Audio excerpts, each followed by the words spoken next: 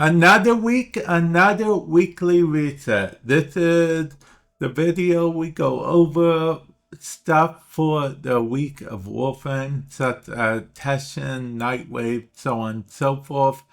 Speaking of Nightwave, I do want to go over quick housekeeping. Nightwave is ending later on this month. Don't worry, you still have some time. It's ending later on this month. And the Tactical Alert Galleon of Ghouls is actually ending tomorrow if you're watching this when it comes out on the exact day it comes out on Sunday night at the beginning of the week. Let's begin with Nightwave, shall we? So, the thing is, first we have complete 3 mobile defense missions, not just any defense missions, mobile defense. Then we have complete 1 sortie. Now, they mean complete sortie, part 1, part 2, and 3, that counts as 1 sortie.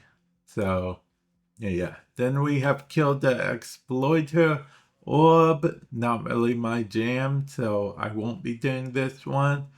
Free 1 captured Solaris using a Granum Crown. Kill 30 XMS.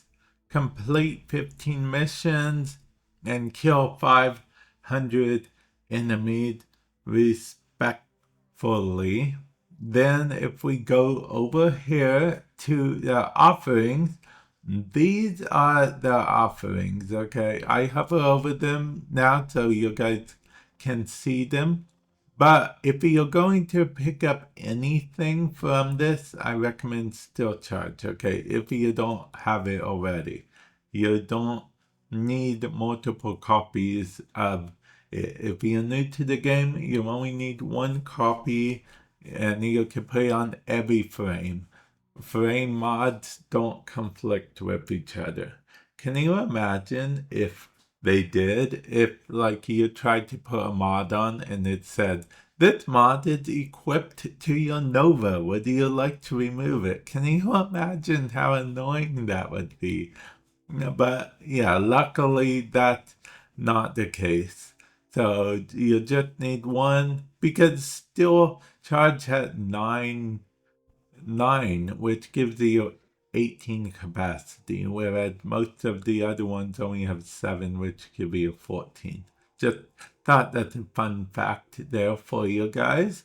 And then, of course, we have alternate skins and alternate helmets, as well as, if we go over here, these are fully built or can catalyst and reacted, so you don't gotta worry about getting an actual blueprint that you'll have to build. So that is perfectly fine with that. Nighttime extract, Cuba stuff, and what have you. Speaking of, though, in the beginning of the video, I did mention the ghoul thing, and I mentioned built stuff. So something is done cooking that I'm going to pick up.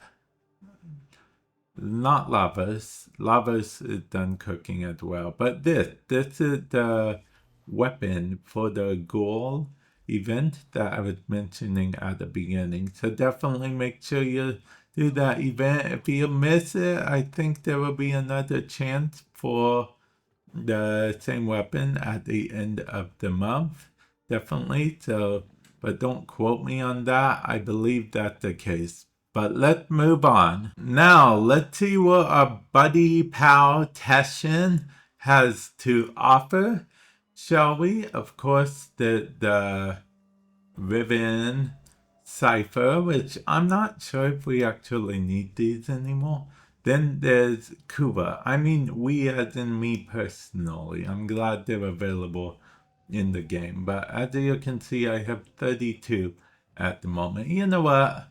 What the hey? I'll buy another one. So yeah, there we go. I'm a sucker for them, as you can see. I also, however, used to be a sucker for the circuit. There are 3 choices from here. Atlas is probably the best choice because he is the hardest to get out of these. Yeah, he's the hardest to get out of these, as I recall, but I'm picking Mesa because I feel like it. I have all the base frames and all the frames and whatnot, so I don't mind picking whatever I want, of course. But what I used to really be addicted to doing was Steel Path Circuit because I wanted all of the, like, day one. That was impossible, but yeah. These are all the Incarnon adapters. Impossible because they rotate weekly, as you know, but I wanted to get them all day one, so I always made sure to get fully to 10, and the first week I didn't, I was so upset with myself, but yeah. Anyway, I like putting these here just in case I do end up doing them. I just wish there was like an option for Steel Essence. Like I really, not really, I don't want any more ribbons. Not really. I have a bunch I haven't even revealed yet. So unveiled or veiled or, yeah, unveiled. Yeah. So, yeah. Now the Archon Hunt. This is the Archon. This is the Archon Shard. You're guaranteed an Archon Shard for completing all 3 parts of the Archon Hunt. This is the percentage that it will be a Talfort version, though, instead of a normal version. For the hunt, we have mobile defense, and showdown. Showdown is basically an assassination, but the game may or may not count it as an actual assassination. It's kind of iffy at times whether it does or not, so just keep that in mind. Deimos, Sanctum to be exact. Let's check out what Bird 3 has to offer. Shiny treasures. Look, there's a cheeky little Archon shard there that you can pick up. It's supposed to be a sort of alternative for people who don't necessarily want to do or can't do Archon hunts. But you can also do it as an addition thing if you fancy. That's always an option. But wait, there's more.